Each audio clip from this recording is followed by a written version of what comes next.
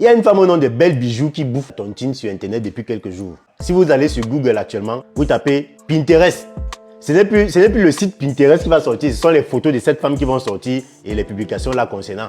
Donc tellement on parle de cette femme sur Facebook depuis quelques jours, j'ai décidé d'aller voir, d'aller chercher, d'aller faire les recherches pour savoir qui est cette Belle Bijoux, qui est cette Belle Jones et pourquoi est-ce qu'on parle autant d'elle. Donc je suis tombé sur une interview qu'elle a faite avec Philippe Simo et je vous assure que ce que j'ai entendu de cette femme va beaucoup vous surprendre.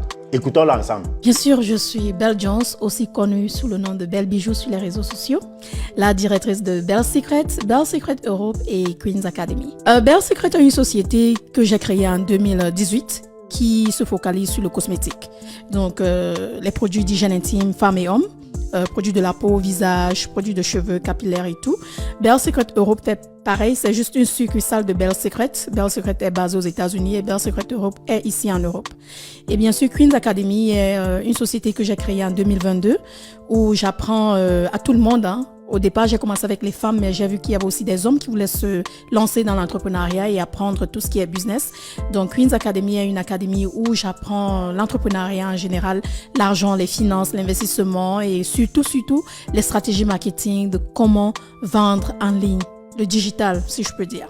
Bon voilà, après sa présentation, je constate que c'est une femme qui fait dans le Jansan, comme la plupart de nos influenceuses qui sont sur Facebook là, elles ont chacune leur propre marque de produits cosmétiques. Donc cette femme en question, elle fait dans le Jansan.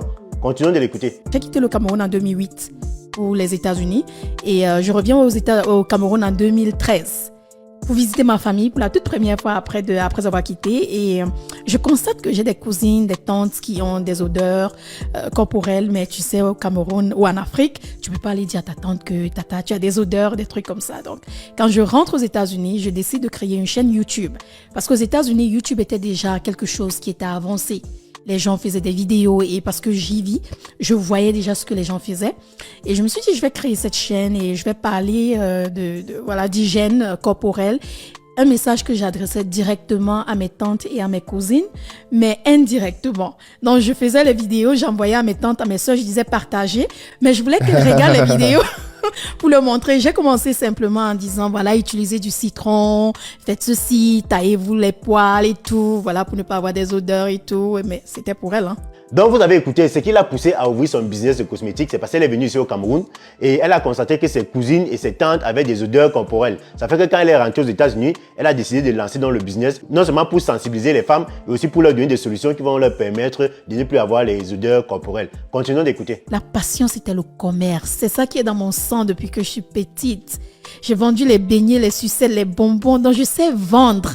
Il fallait que je vende. Et quand j'ai fait les savons, j'ai commencé à les vendre à des gens tout doucement, à mon lieu de service et tout. J'ai décidé de lancer en ligne. Ça a été difficile, Ça n'a pas été facile. Ça n'a pas été bien perçu en tout cas. Je me suis concentrée sur mon business. J'ai fermé les oreilles et les yeux à tout ce qu'on disait. J'ai dit, Belle, concentre-toi. Mon site était en français.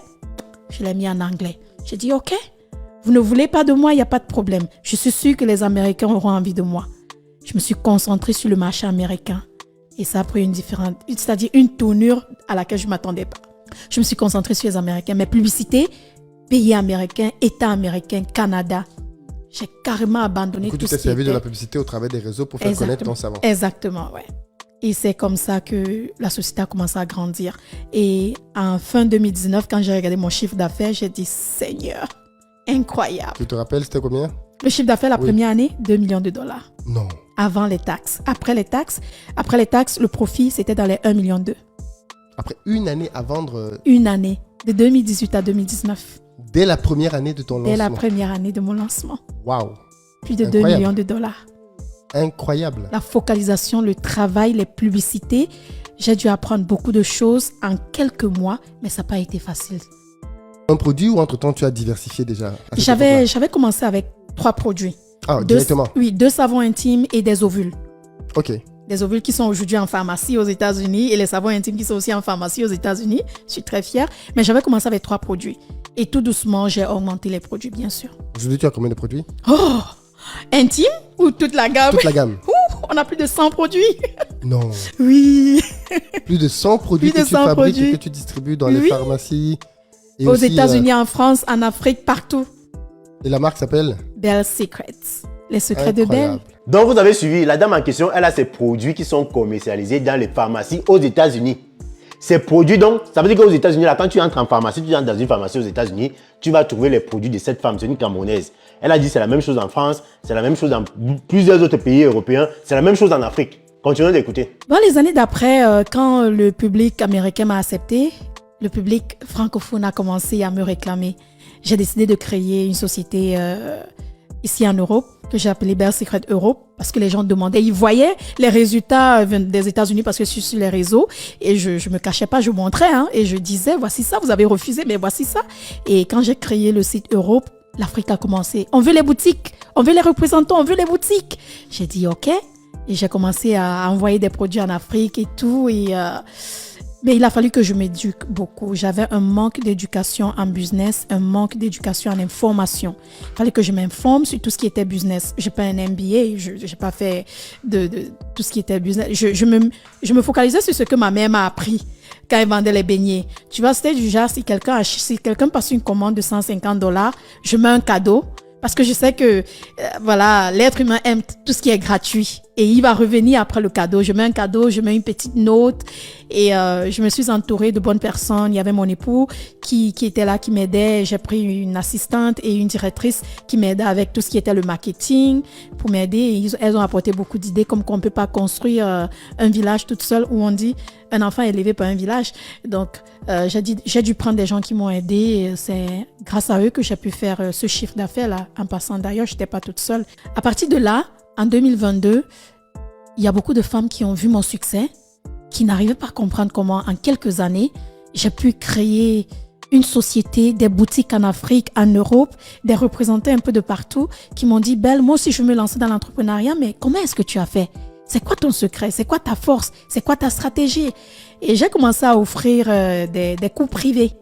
Des cours privés, des appels stratégiques privés de business ou encore des cours Zoom privés. Mais c'était trop cher, c'était $500, $1,000. On me disait non, c'est cher, c'est pas pour tout le monde. Et j'ai décidé, OK, je dois trouver un système où je peux rassembler tout le monde et leur donner l'information à un prix beaucoup plus bas. Comme ça, même celle qui est en Afrique peut venir dans ce système et prendre l'information pour se lancer dans l'entrepreneuriat. C'est ainsi qu'en 2022, je lance la Queen's Academy. Qu'est-ce que tu fais de cet argent? Beaucoup de choses, ouais, beaucoup de choses. Comment tu le dépenses? Comment je dépense mon argent? J'investis, premièrement. J'ai déjà beaucoup investi en Afrique. J'ai investi aux États-Unis. Je n'ai pas encore investi en France, ce qui est bizarre. Peut-être tu pourras m'aider. Pas de souci, on peut en parler. On pourra en parler, bien sûr. J'ai investi aux États-Unis, en Afrique, au Cameroun. Dans quel secteur? Secteur immobilier, beaucoup. J'ai déposé quelques immeubles au Cameroun. J'ai construit ma maison, ma première maison, si seulement ma mère était là pour vivre, parce qu'on n'a pas eu de maison quand on grandissait. Donc, c'était mon but quand j'ai voyagé, construire une maison à ma mère. Donc, dès que j'ai eu de l'argent, j'ai construit une maison familiale. Et actuellement, toute la famille vit dans la maison. Ma soeur, mon frère, les enfants. Donc, je suis contente de voir tout le monde dans la maison familiale. Ensuite, j'ai construit ma petite maison à moi, pour quand je vais au Cameroun, et j'ai mis un immeuble et maintenant je m'apprête à faire 2 immeubles de plus, grâce à Dieu. Aux États-Unis, tu réinvestis aussi dans l'immobilier, c'est ça? Même chose, oui. Aux États-Unis, j'ai acheté beaucoup de terrains.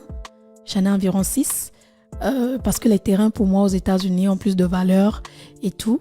Et je suis en train de vouloir acheter un immeuble où je pourrais louer, genre à la banque ou à différentes sociétés qui vont venir louer et tout, mais beaucoup plus les terrains, oui. En fait, quand moi j'ai entendu parler de cette femme sur Facebook, moi j'ai cru peut-être que c'était une influenceuse. Mais là, je me rends compte que cette femme n'est pas une influenceuse comme les influenceuses ordinaires que nous tous on connaît.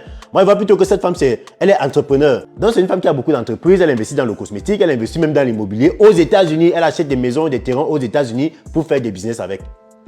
Continuons d'écouter. Et j'ai décidé de construire ma maison. J'ai jamais parlé de ça. J'ai décidé de construire ma maison aux États-Unis. C'était très bizarre parce qu'aux États-Unis, même ici en Europe, les gens ont tendance à acheter des maisons, prendre le prêt à la banque et acheter la maison. Et j'ai fait une folie. J'ai décidé de construire cash. Ma maison m'a coûté $1,5 million. Elle est construite déjà? Elle est finie. Ah, tu vis dedans déjà? Oui, j'entre le 30. Le 30 mai. Ah, donc ça va être ton nouveau setup. C'est-à-dire les C'est gens vont nouveau. découvrir ça bientôt. Mais les gens vont découvrir avant que la vidéo ne soit dehors. Oui, Ouais, effectivement. je t'enverrai des photos. Ouais, bien sûr. Ah, ouais, félicitations. Merci. Qu'est-ce que ça symbolise pour toi, cette maison? Cette maison, je l'ai construite pour mes enfants, honnêtement, pas pour moi. Mes enfants, ils la méritaient. Au fait, j'avais ce traumatisme de ne pas avoir une maison quand je grandissais. Tu sais, j'ai grandi, j'ai toujours dit mes parents étaient très pauvres. Et mon papa a laissé maman quand j'avais 15 ans. Et ma maman, elle a loué une chambre et je dormais au sol pour qu'elle puisse dormir sur le lit. On avait un petit lit d'une place. Elle dormait sur le lit et moi, je dormais sur le ciment. Je mettais le pagne et je dormais sur le ciment. Waouh. Comme ça, jusqu'à l'âge de 18 ans. Jusqu'à ce que En fait, je peux dire jusqu'à l'âge de 15 ans parce que ça a toujours été comme ça. Donc, construire une maison pour mes enfants et pour que mes enfants aient un endroit stable, aient une maison, un endroit qu'ils appellent maison, ils ne vont jamais souffrir. C'était la maison de mes enfants. Avec tout l'argent que tout ça génère, comment ton mari perçoit tout ça? Ça a été difficile au départ d'être marié à une femme qui n'avait rien et ensuite fait plus d'argent que toi. Parce qu'au départ, c'est lui qui faisait plus d'argent que moi. Avec son travail et ses grades qu'il a eu à avoir dans son travail et tout.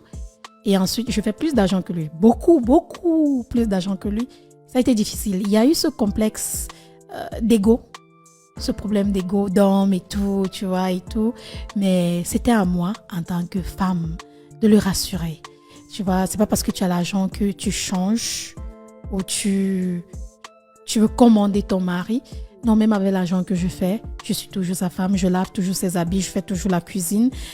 Chaque fois qu'il est un peu frustré, je le rassure. Écoute, je suis ta femme. L'argent n'a rien à voir. C'est pour nous, c'est pour nos enfants, c'est pour qu'on investisse.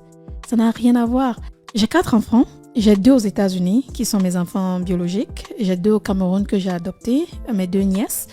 Mes enfants aux États-Unis auront mon patrimoine des États-Unis et de l'Europe. Les enfants en Afrique et ma famille en Afrique auront mon patrimoine en Afrique.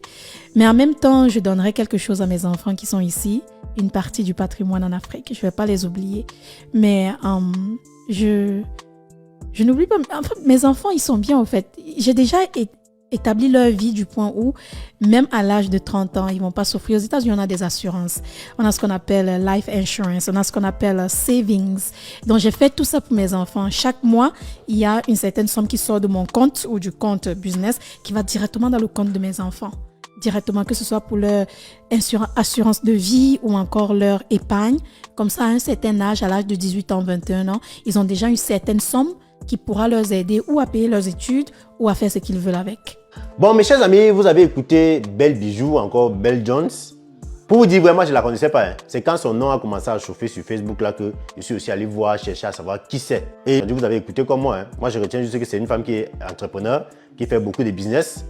Et son nom est en train de chauffer dans les réseaux sociaux. Je vois, on associe ça avec l'histoire de Pinterest, les photos, les accidents et tout. Bon, là, je n'ai pas encore fait les recherches. Mais tout ce que je retiens de cette femme actuellement, voilà, c'est que c'est une femme qui est entrepreneur, elle fait beaucoup de business. Peut-être le fait qu'elle chauffe sur Facebook a trait au fait qu'elle a beaucoup étalé sa vie, voilà, parce que quand ce n'est pas toute l'interview que je vous ai mise ici, l'interview dure environ, je crois, plus d'une heure, 20 minutes, voilà. Et quand moi j'ai écouté, c'est une femme qui a exposé toute sa vie en fait dans les réseaux sociaux. Et vous savez qu'en Afrique, généralement, les gens n'aiment pas ça. Je me dis peut-être, je peux me tromper, je me dis peut-être que c'est à cause de ça que elle est en train de bouffer une certaine tontine. Mais je vais quand même continuer les recherches pour comprendre pourquoi est-ce que cette femme bouffe une tontine sur Internet. On se dit à très bientôt pour la nouvelle vidéo.